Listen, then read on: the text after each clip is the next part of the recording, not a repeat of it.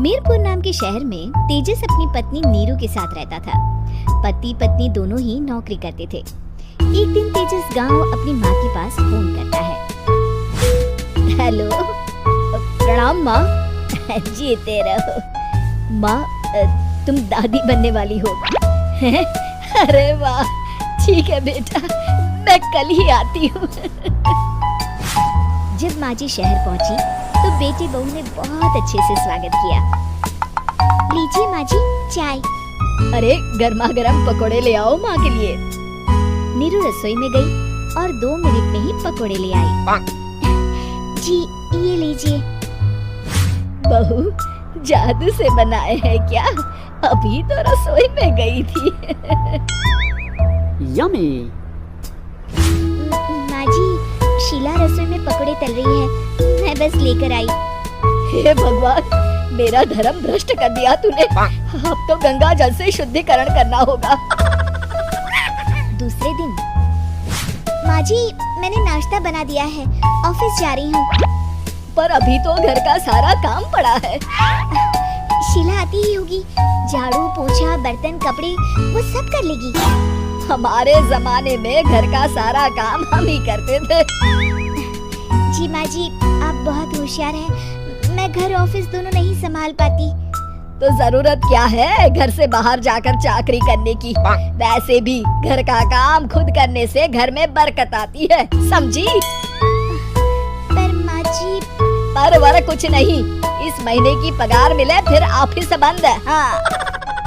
रात को नीरू तेजस से कहती है, सुनिए जी, माँ जी बोल रही थी कि मैं नौकरी छोड़ दूं। वैसे ठीक ही तो है, अभी तुम्हें आराम की जरूरत है। फिर भी आराम कहाँ, शीला को छुड़ाने के लिए बोल रही थी। तो अब 24 घंटे में इतना काम तो कर ही सकती हो। पर जॉब पसंद है मुझे, घर पर मन नहीं लगेगा। अगले दिन जब दोनों ऑफिस के लिए निकल रहे थे, मेरी तो कोई कीमत ही नहीं है इस घर में। माँ जी, आजकल महंगाई बहुत है, रहन सहन भी बदल गया है। दोनों नौकरी करते हैं तभी ठीक रहता है। अच्छा, तू कहना क्या चाहती है? मेरा बेटा तुझे बिठा के खिला नहीं सकता? तू ही इस घर का खर्च चला रही है, हैं?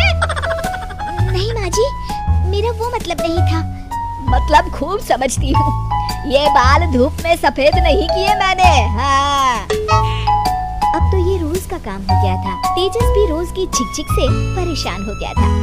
एक दिन उसने कहा, नीरू, वैसे भी तुम्हें मैटरनिटी लीव मिलने वाली है, तो अभी से ही छुट्टी ले लो। पर क्या, मेरी सैलरी अच्छी खासी है। आखिर नीरू ने रिजाइन कर दिया। जब बच्चा हुआ तो घर में सब बहुत खुश हुए। कुछ दिनों बाद तेजस फाइल देख रहा था। क्या हुआ तेजस, कुछ परेशान लग रहे हो? हाँ, वो हमारी जितनी सेविंग्स थी वो तो हॉस्पिटल में और छठी के फंक्शन में खत्म हो गई है नीरू। और अभी वैसे मंदी चल रही है तो मैं बोल रही थी कल मुन्ना को हेपेटाइटिस का टीका लगवाना है।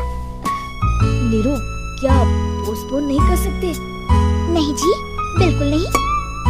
अब तेजस को समझ में आ रहा था कि उससे गलती हुई है। पैसों की कमी का असर घर के माहौल पर भी पड़ रहा था।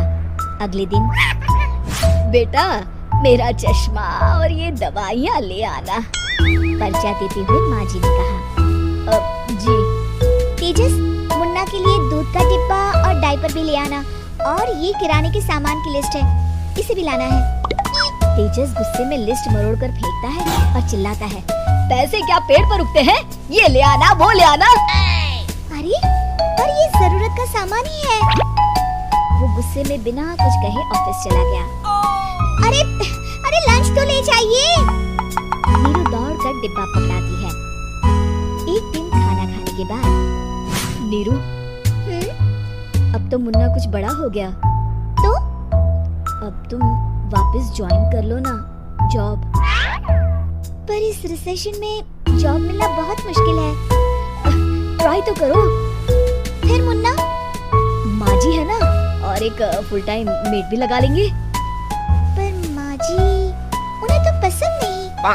तभी माँ जी वहाँ आ जाती है और प्यार से नीरू के सर पर हाथ फेरते हुए बोलती है, अब मेरी समझ में आ गया बहू, पहले के और अब के समय में अंतर है।